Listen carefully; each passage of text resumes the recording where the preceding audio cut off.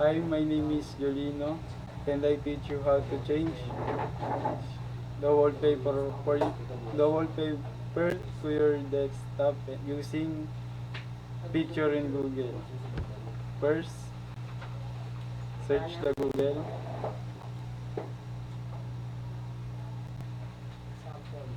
and search your favorite big character or anybody.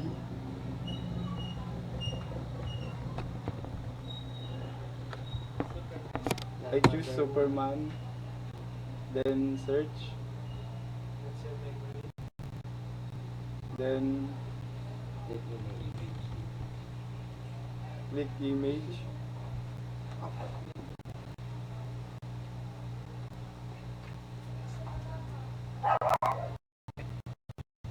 then wait, then right click,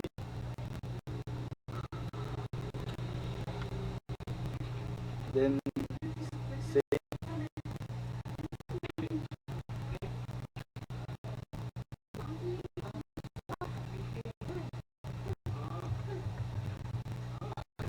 then okay, then edit Google,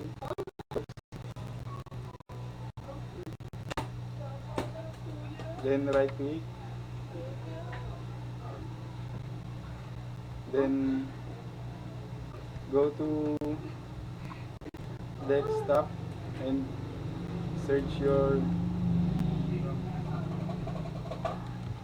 picture,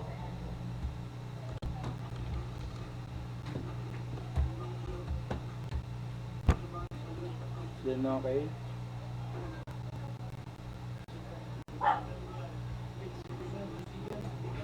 then click Superman, then